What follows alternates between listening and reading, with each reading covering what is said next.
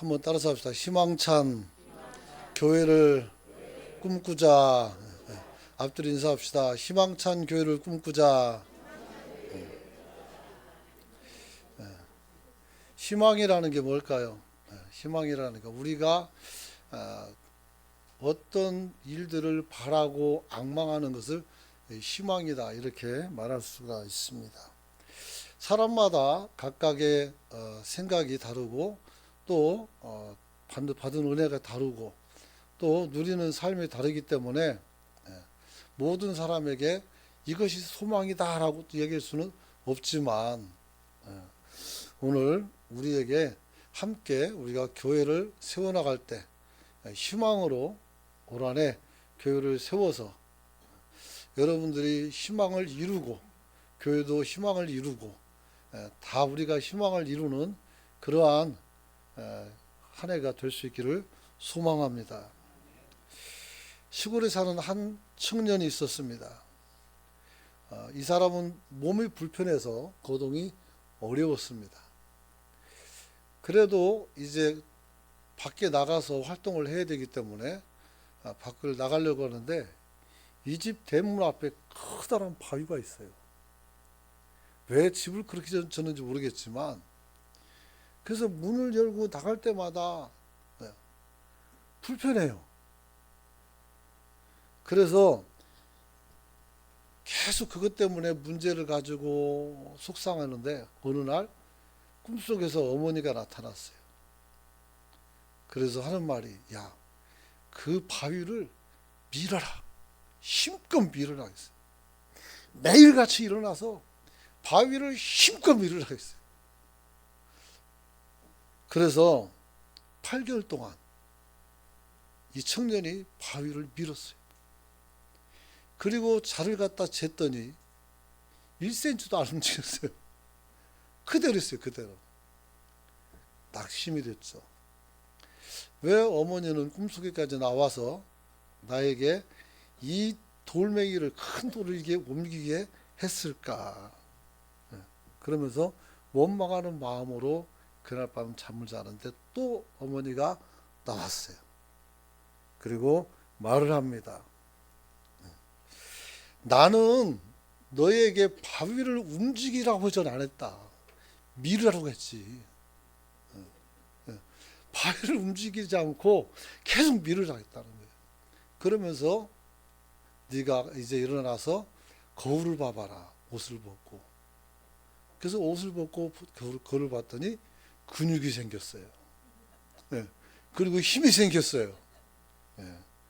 그래서 자신의 변화된 모습을 자신도 모르고 있다가 깜짝 놀랐죠. 여러분. 그 일로 인해서 이 병약했던 이 청년은 더 이상 병약할 필요가 없었어요. 왜? 근육도 생기고 몸이 좋아졌으니까. 여러분. 바위를 미는 동안 이 청년의 근육은 더 단단해졌고 그의 힘은 길러졌던 것이죠. 이 어떤 분이 쓴 책에서 나오던 얘기인데 꽤 오래된 얘기였어요. 그래가지고 이번에 생각이 나서 여러분에게 소개를 합니다. 여러분, 이 어머니의 계획은 바위 위에 위치를 옮겨서 얘를 보호하는 것이 아니라 얘를 단련해서 바위가 있지만 극복하고 살 수 있는 아이로 만들었다는 것이죠. 오늘 이것이 중요한 포인트예요. 우리도 아무리 용서하려고 해도 안 되는 정말 꿈쩍도 않은 바위 같은 미움이 있을 수 있어요. 원망도 있을 수 있고. 그리고 우리가 어떤 목적을 두고 어떤 일을 하면서 우리가 매일 도전하지만 결국 아무런 소득이 없는 그런 것도 있어요. 그때 우리는 이제 낙심하죠. 아무리 기도해도 안 돼요. 아무리 노력해도 안 돼요. 내 한계가 여기까지인가 봐요. 그렇게 하죠. 근데 실상은 어떻게 돼요? 정말 노력했다면 내가 보지 못하는 변화가 분명히 우리 삶 속에 나타나고 있다는 것을 알 수가 있어요. 그것을 발견할 수 있기를 축원합니다. 여러분, 희망이라는 게 그렇습니다. 희망이라는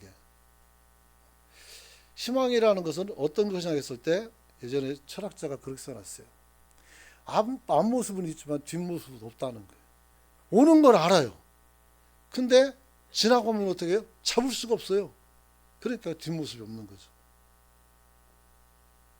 그래서 희망이라는 것은 어떤 사람에게는 고문이라 이렇게 말하는 사람들이 희망 고문. 차라리 말이라도 하지 말지. 이렇게 말씀하는 분도 있습니다. 중요한 것은 우리가 바위를 옮기려고 하지 말고 그 바위를 통해서 우리를 강하게, 여러분을 또 강하게 세워나가는 저와 여러분이 되시길 축원합니다. 특별히 우리 교회는 환자가 좀 많아요. 지금 그렇게 주무시는 분도 있고 안 깨고 있어요. 정말 이 사람들에게 이제 희망이 없고 끝이 온 것 같아요.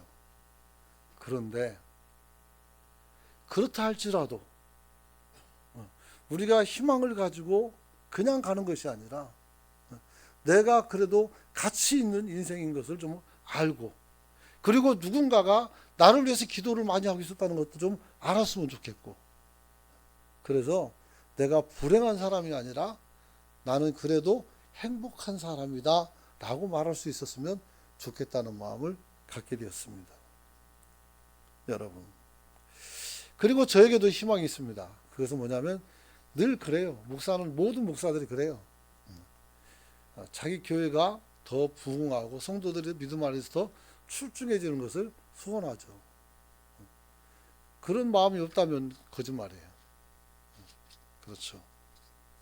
그래서 오늘 우리 교회가 변해서 안 변하는 바위돌 같은 어떤 것들이 있다면 우리가 그것을 극복하는 과정 속에서 힘이 더 강해져서 이제 바위가 문제가 되지 않고 우리가 더 큰 일을 할 수 있는 그런 교회와 성도가 될 수 있기를 축원합니다. 축원합니다. 그래서 내가 변하는 거예요. 한번 따라서 합시다. 내가 변해야 된다. 내가 변해야 돼요. 다른 사람한테 가서 변해라. 내 애들도 안 변해요. 우리 애들, 야, 너 이렇게 좀 해라. 변합니까? 머리 크면 이제 지 마음대로 다 하려고. 오히려 나한테 그래요. 아버지가 좀 변하라고. 참 그렇죠. 버릇없게 말하는 건 아니에요. 오해하면 안 돼요. 여러분, 중요한 것은 우리가 서로 희망을 가지고 살기를 원한다면 저 사람은 안 변해 그러지 말고 저 사람도 변할 수 있다는 것을 기억하고, 여러분이 서로 대시하고 또 서로 만져주고 여러분이 기도해 줄 수 있기를 축원합니다. 자, 어떻게 하면 우리가 희망의 공동체를 만들어 갈까? 여기는 학교도 아니고 여기는 뭐 정치하는 정당도 아니에요. 여기는 어딜까요? 교회예요, 교회. 예배당 맞아요. 교회라는데 굳이 예배당이 자, 한번 따라하세요. 여기는 교회다. 손 들어요. 여기는 예배당이다. 맞아요. 교회고 예배당이에요. 교회라는 것은 우리 사람의 모임을 교회예요. 교인들의 모임. 그 다음에 교회당이라는 것은, 예배당이라는 것은 여기서 예배를 드리는 장소예요. 다 맞는 말이에요. 여러분, 우리 예배당이, 우리 교회가 희망의 공동체가 되려면 어떻게 해야 되느냐? 첫 번째, 죄로 가로막힌 우리의 담을 헐어낼 수 있기를 축원합니다. 죄의 담. 죄의 담이 뭘까요? 우리 안에서 가장 많은 게 뭐냐면 따돌림이에요. 소유시키는 거. 소유시키는 거.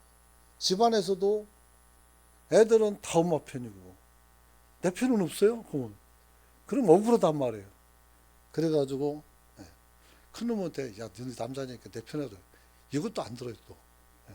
이게 안 되는 거예요. 그래서 우리가 가정 같은 데 이렇게 재미로 그렇게 말씀할 수 있지만 교회에서는 그렇지 않아요. 그래서 우리가 누구라도 홀대하지 말고 그 누구라도 가볍게 보지 말고 우리가 그들을 귀중히 여길 수 있는 우리가 되시길 축원합니다. 이번 축복 기도 시간 속에서 제가 처음에 하나님께서 사람을 만드시는 것을 설교하면서 하나님께서 사람을 어떻게 만들었냐면 복덩어리로 만들었다 그랬어요. 하나님께서는 우리에게 복이 되게 사람을 만들었어요. 그렇기 때문에 이 귀중한 사람, 하나님의 형상을 닮은 사람들을 우리가 함부로 대해서는 절대로 안 된다, 이렇게 말할 수 있어요. 그래서 우리가 죄로 가로막힌 담을 우리가 어떻게 무너뜨려야 돼요. 왜 그럴까요? 왜 죄를 얘기할까요? 죄는 인간관계를 파괴합니다. 한번 따라서 합시다. 죄는 인간관계를 파괴합니다. 파괴하는 거예요. 죄가 그래요. 내가 누군가를 미워하면 어떻게 돼요? 그 사람 바보 아닌 이상 알아요. 아무리 티를 안 날라게 해도 티가 다 나요. 그러면 어떻게 돼요? 이 미움이라는 죄거든요, 사실. 그 관계가 깨지는 거예요. 아무리 사이좋은 부부라도 죄를 가지고 있으면 그것이 어떻게 돼요? 아픔이 되고 깨지게 되는 거예요. 우리가 하나님 앞에서 함께 신앙생활하고 함께 기도하고 함께 찬양하지만 아간이라는 사람이 여리고성을 정복하고 다 좋았어요. 그 사람이 범죄했으므로 아이성에 올라가다가 수천 사람들이 떼죽음을 당했어요. 죄는 개인이 졌지만 영향은 어떻게 이스라엘 백성들이 다 받았어요. 나 하나가 죄를 짓지만 교회가 영향을 받아요. 어떻게 그것을 감내할 겁니까? 아예 회개하면 되지. 회개가 뭔지 압니까? 책임이에요. 책임을 지는 거예요. 내 잘못에 대해서 하나님께 고하고 부끄럽지만 하나님 나 이렇게 했어요. 도와주세요. 나를 회복시켜 주십시오. 그렇게 하는 거예요. 부끄러운 거예요. 여러분, 오늘 인간관계를 파괴하지만 사실 인간관계 이전에 뭐가 파괴? 하나님과의 관계가 부서져요. 그래서 하나님께서 그를 떠나는 역사가 나타난다는 거예요. 하나님이 우리를 소외시키는 거예요. 왕은 다윗이 아니고 사울인데 하나님께서는 사울을 왕 대접해 주지 않으셔요. 왜 그럴까요? 사울이 범죄해서 그래요. 여러분, 하나님 앞에서 우리가 뭐 완벽하게 살 수는 없죠. 의인은 없나니 하나도 없다 했으니까. 그것은 경건한 사람들 하는 말이고 죄진 사람은 그런 말 하면 안 돼요. 그래서 나도 죄 져도 괜찮아. 누가 그래요? 그건 아니죠. 여러분. 그래서 성경은 두 가지 소유를 말하는데 첫 번째는 하나님으로부터 소유가 나와요. 에베소서 2장 11절 같이 한번 읽어봅니다. 시작.